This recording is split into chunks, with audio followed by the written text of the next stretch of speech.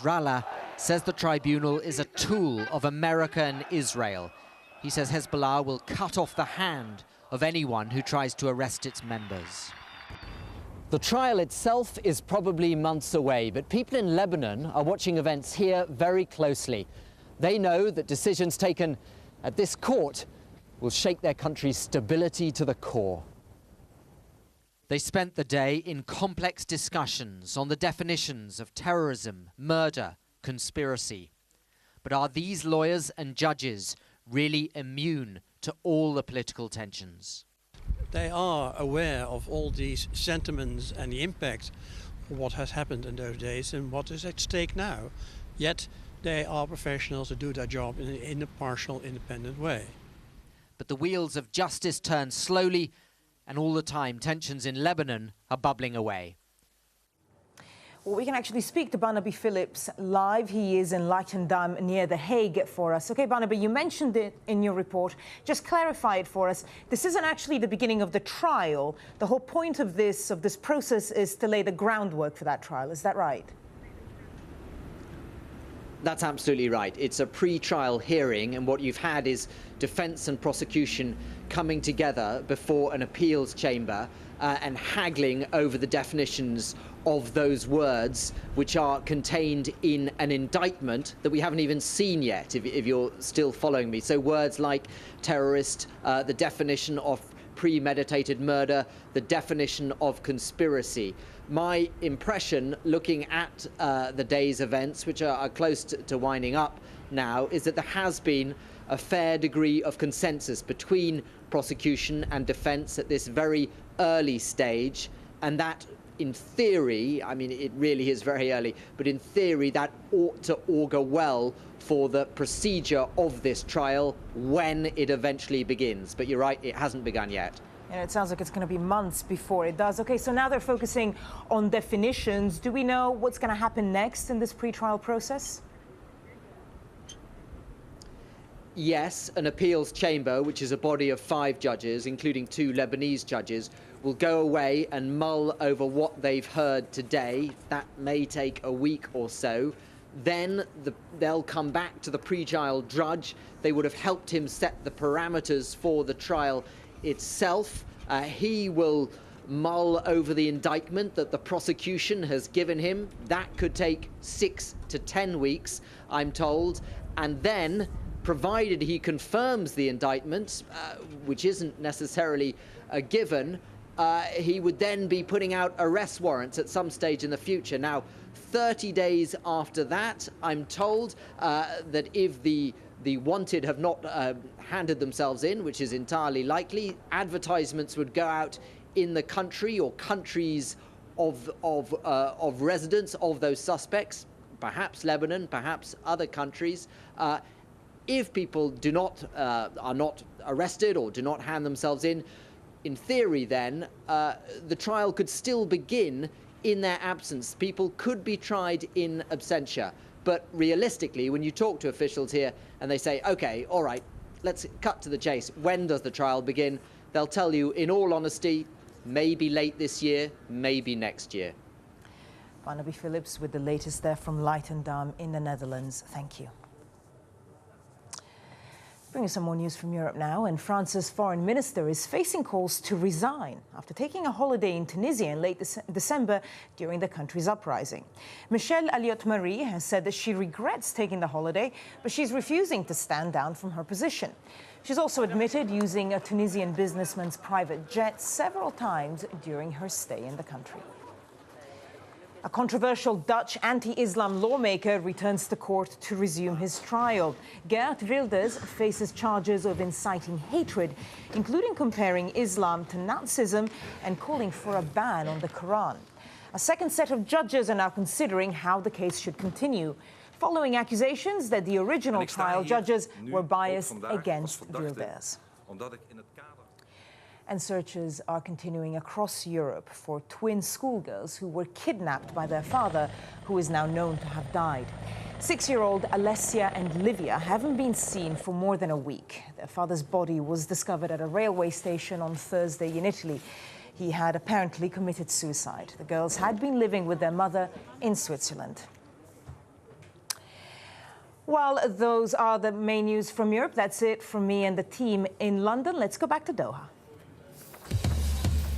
Thanks, Barbara. And let's take you back to Cairo now, where the brother of a senior Google executive who was detained in the Egyptian capital on January 28th has told Al Jazeera that he has been released, while Ghanem's family and a business associate had earlier said that they were expecting him to be freed on Monday. Well, according to his brother, he's now heading back to Tahrir Square. This is a video claiming to show him being captured and has been posted on the internet. It shows men in plain clothes grabbing a man and leading him away. Now, Al Jazeera cannot verify whether this is the actual moment when Ghanem was grabbed, but it has helped to fuel a campaign to have him released. While Ghanem is Google's head of marketing for the Middle East and North Africa, he posted messages on Twitter as he took part in the pro-democracy demonstrations. He's been described as a central online activist whose capture has made him a symbolic leader for the protesters. According to his senior aide to opposition figure Mohammed El-Baradei, Ghanem also set up the official campaign website for Mr. El-Baradei. Emergency warnings have been issued for areas of Western Australia as bushfires continue to spread. Dozens of homes have already burnt down and more houses are under threat as the blaze engulfs the outskirts of Perth. Andrew Thomas reports from Sydney. After widespread floods and a tropical cyclone, the latest natural disaster to hit Australia, bushfires. Southeast of the West Australian capital Perth, a spark from industrial equipment lit bone-dry grass. A second fire developing to the north of the city. And whilst Victoria battles floodwaters, over in the west, people are battling bushfires. And we've seen the loss of homes. People who have been through the devastation of knowing that all of their possessions are gone, many of them not able to take things with them that are precious to them and which are now lost. Gusty winds fanned the flames, houses in their path destroyed, and residents urged to abandon property. All of a sudden the police just came along and said, please move along now, like the fire has jumped with the wind and everyone had to leave. During daylight, the fire is being fought from the air, as well as from land. But it's been overnight when helicopters can't fly that the flames have been at their most destructive. It's horrendous conditions. We knew it was going to be difficult to control these sort of fires overnight. We don't have the aerial support, but the ground crews get in there and do their best to protect properties and hold it.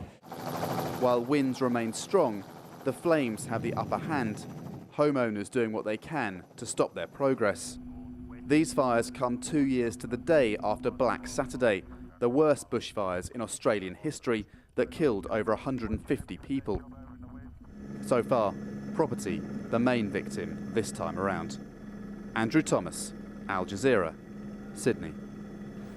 Stay with us. We'll have all the sport after the break with Sana, including it's coming home. Green Bay gets their hands on North America's biggest sporting prize.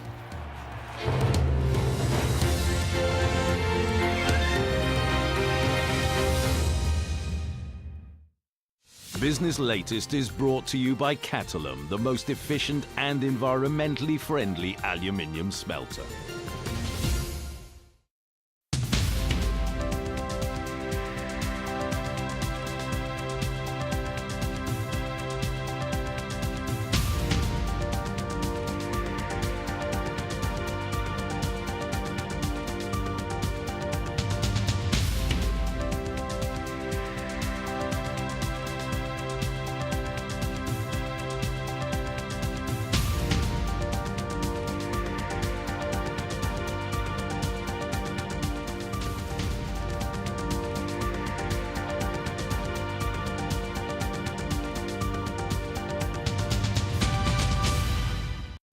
Business Latest is brought to you by Catalum, the most efficient and environmentally friendly aluminium smelter.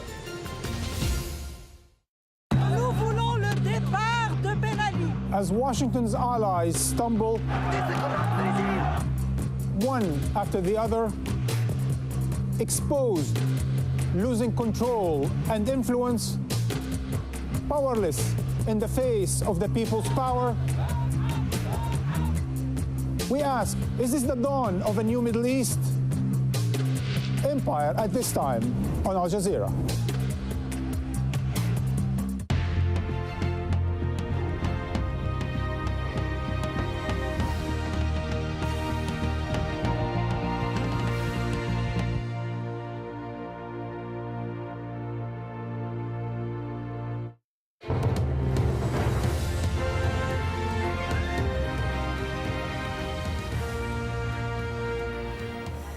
Well, time now for sport. Here's Sana. Thank you very much, Folly. The Green Bay